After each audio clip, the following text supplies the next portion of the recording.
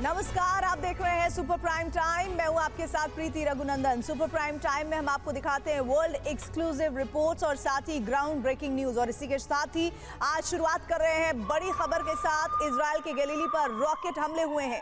Hezbollah ने किए हैं रॉकेट हमले।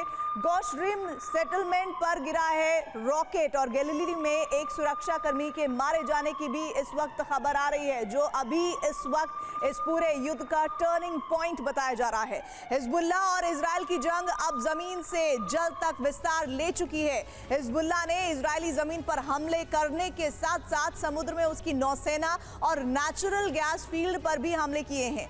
हिजबुल्लाह के साथ साथ इस्लामिक रेजिस्टेंस के दूसरे संगठनों ने भी इजराइल पर बड़े हमले किए हैं और इन हमलों के साथ ही इजराइल ने लेबनान पर ग्राउंड ऑपरेशन के लिए राफा से टैंक लेबनान बॉर्डर पर रवाना कर दिए हैं। आशंका है कि आज रात लेबनान पर इजराइल का ग्राउंड ऑपरेशन शुरू हो सकता है। इजराइल का मकसद है हिजबुल्लाह का खात्मा और इसका परिणाम हो सकता है लेबनान का अस्तित्व खत्म होना।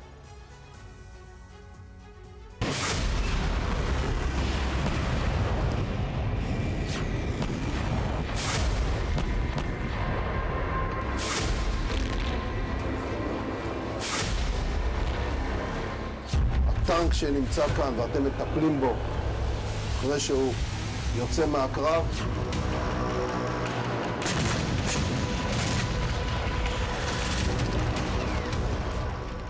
لكن أنا بكل وضوح وبدون لف ودوران تضربوا مدن هنا نضرب مدن.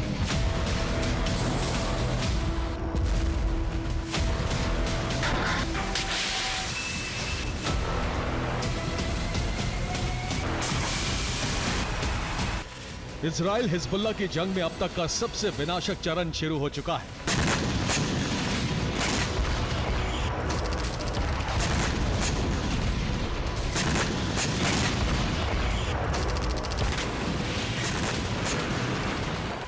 हिजबुल्लाह ने जरूरत पड़ने पर अपनी पूरी शक्ति का इस्तेमाल करने का ऐलान कर दिया है और उसकी बारूदी शक्ति के नमूने इजरायली जमीन से लेकर समंदर तक नजर आने लगे हैं।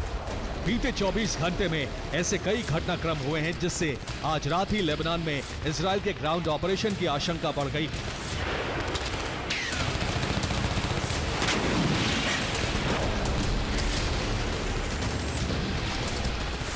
हिजबुल्लाह ने इजरायली जमीन से लेकर इजरायली जल क्षेत्र में हमले किए हैं।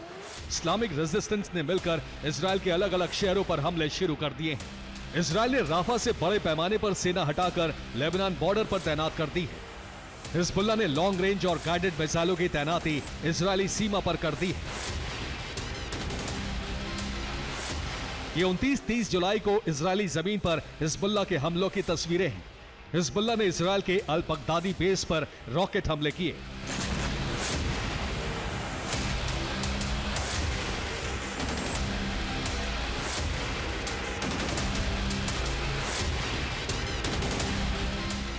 इजराइल के अल बगदादी बेस पर हिजबुल्लाह ने कई रॉकेट हमले किए और इन हमलों से आग भड़क गई।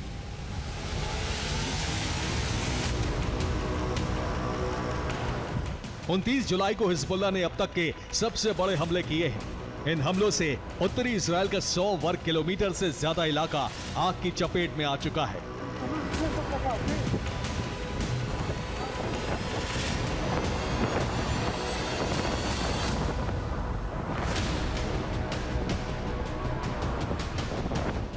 हिजबुल्लाह के हमलों से लगी आग को बुझाने में इजराइल के फायर फाइटर जुटे हुए हैं। हवाई जहाज से आग पर पानी का छिड़काव किया जा रहा है।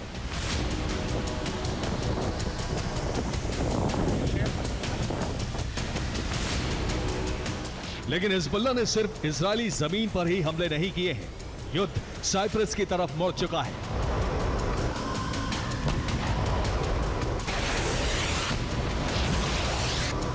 सत्रह जुलाई की रिपोर्ट में ही TV9 भारतवर्ष ने दर्शकों को बताया था कि हिजबुल्लाह इजराइल पर सबसे बड़े हमले की तैयारी में है और ये भूमध्य सागर में होने वाले हैं। हिजबुल्लाह ने रणनीति में बदलाव करते हुए भूमध्य सागर में इजराइल की सबसे अहम शक्ति को टारगेट करना शुरू कर दिया है। हिजबुल्लाह ने इजराइल के ऑयल और नेचुरल गैस फील्ड पर हमले किए हैं।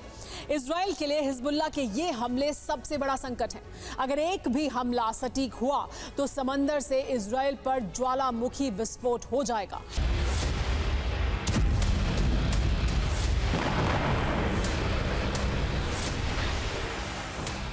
हिजबुल्लाह का दावा है कि समंदर में ऐसा ही विस्फोट करके उसने इजराइल को सबसे बड़ी चोट पहुंचाई है।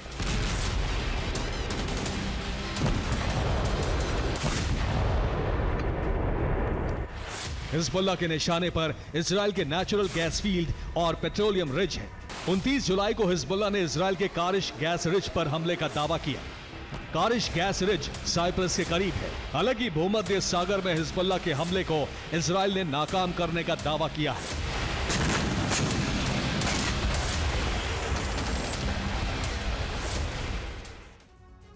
भूमध्य सागर में ये साइप्रस के करीब इजराइल का कारिश गैस रिज है और यहाँ कारिश, तापिन और डॉल्फिन नाम के 3 नेचुरल गैस फील्ड हैं। 29 जुलाई को भूमध्य सागर में हिजबुल्लाह ने ड्रोन हमला किया और इस हमले का टारगेट इजराइल का कारिश गैस रिज था। इजरायली नौसेना का दावा है कि SAR-6 युद्धपोत ने हिजबुल्लाह का ड्रोन इंटरसेप्ट कर दिया। इजराइल के मुताबिक रिज से 8 किलोमीटर पहले ही ड्रोन मार दिया गया और हिजबुल्लाह के मुताबिक हमले का दूसरा एंगल कुछ और है। हिजबुल्लाह ने बयान जारी करके कहा है कि लेबनान सीमा से ड्रोन हमला किया गया और इस ड्रोन का टारगेट इजराइल का कारिश गैस रिज था और हिजबुल्लाह का दावा है कि इजरायली SAR-6 युद्धपोत ड्रोन नहीं रोक पाया। युद्धपोत को पार करते हुए ड्रोन कारिश गैस रिज से टकरा गया और ड्रोन विस्फोट से कारिश गैस रिज में जबरदस्त धमाका हुआ और आग लग गई।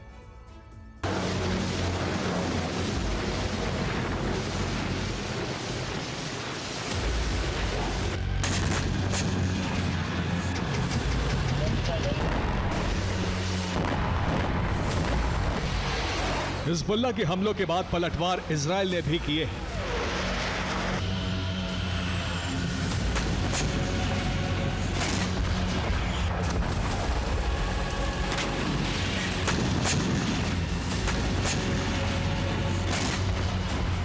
इजरायली वायुसेना ने दक्षिणी लेबनान के कफ्र रम्मान पर बमबारी की और इससे कई मकान क्षतिग्रस्त हो गए। ये कफ्र रम्मान पर हमले की दूसरी तस्वीर है। फायर फाइटर आग बुझाने की कोशिश में जुटे हैं। इजरायली वायुसेना ने नबातेज सहित हिजबुल्लाह के कई ठिकानों पर बीती रात बमबारी की है।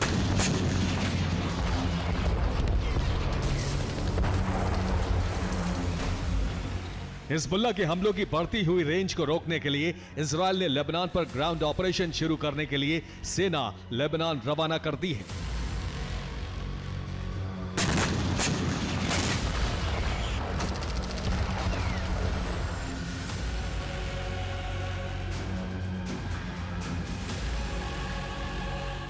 गाजा के राफा से इजराइल ने बड़े पैमाने पर अपनी सेना और टैंक हटाने शुरू कर दिए हैं। טנק שנמצא כאן ואתם מטפלים בו אחרי שהוא יוצא מהקרב. गैलेंट के इस बयान के बाद हमास की अल कस्साम ब्रिगेड ने हिजबुल्लाह के लिए संदेश जारी किया है।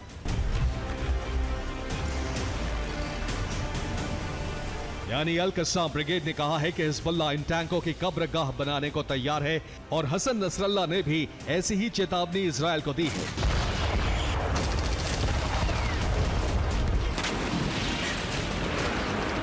لكن أنا بكل وضوح وبدون لف ودوران تضربوا مدن عنا نضرب مدن عنا، تضربوا قرى عنا نضرب استثمارات. ضربتم مطار الشهيد رفيق الحريري الدولي في بيروت، سنضرب مطار بن غوريون لتل أبيب.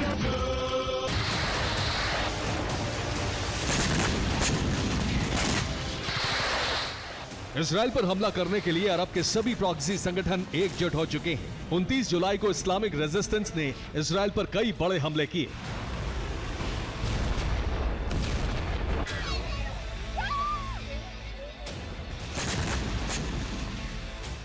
इजराइल की शकरा में अल रही बेस पर गाइडेड मिसाइल से हमले किए गए। इजराइल के मलिकिया में एक सर्विलांस सेंटर तबाह कर दिया गया।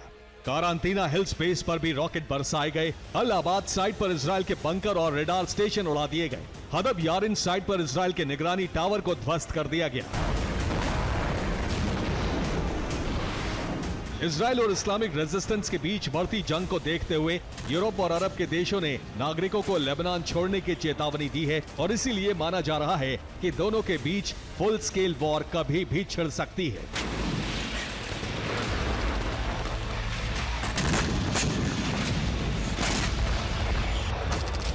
Bureau report, TV9, Bharatvarsh.